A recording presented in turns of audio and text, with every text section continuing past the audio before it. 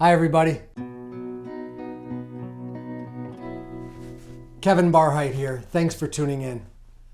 A couple of weeks ago, my wife and I went out with a couple of friends to dinner, and as the waitress came to the table, she asked us if we wanted something to drink. And my wife is the only person at the table that actually wasn't in recovery. She's one of those earth people. She can have a glass of wine when she wants and not have one for a week, and it wouldn't bother her. But all of us all went around the table and just said, water, water, water, water. And the waitress took the second to do her job and said, "Are you sure? We have a great wine list. Would any of you like something from the wine list?" And each one of us in turn, "No, thank you. No, thank you." My friend said, "No, thank you." And his fiancée just looked up and said, "No, I'm content." And the waitress had that moment when she just had no answer to that. She didn't have a response. All of us really smiled and took that in, and I've been thinking about it ever since. What I used to think was that contentment really equaled complacent. And now I'm a 10th grade dropout, but that wasn't the reason why I thought that.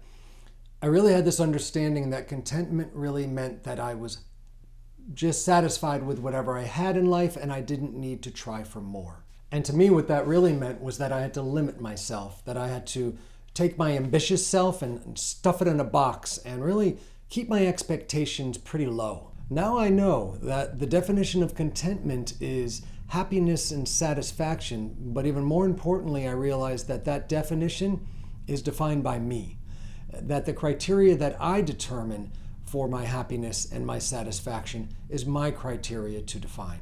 Now, unfortunately, when I was drinking and drugging, that criteria wasn't a healthy one and was defined by some very unhealthy choices. But in recovery, we have options to choose from. We can choose to define contentment as climbing the business ladder, getting higher education degrees, getting positions of power, more money. And in recovery, I've had a lot of those things. And I have found some satisfaction and some happiness, but I've also found that definition kind of slippery.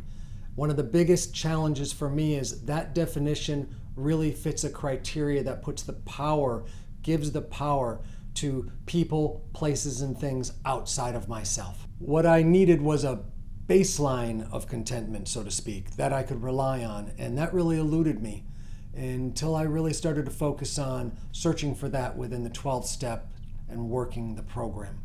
I talk quite often in these videos about the paradox of recovery, how we find our own sobriety and our own recovery by reaching out and helping others with their sobriety and their recovery.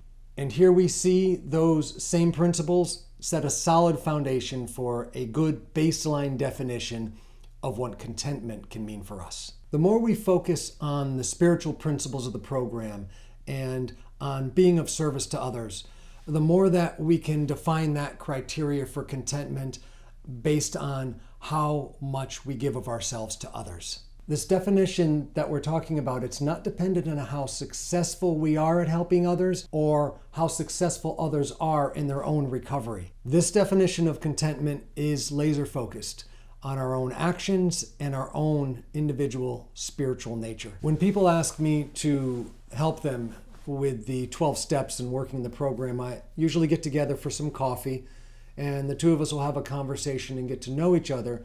And then just the same way my sponsor did with me, I'll say 3 things to them.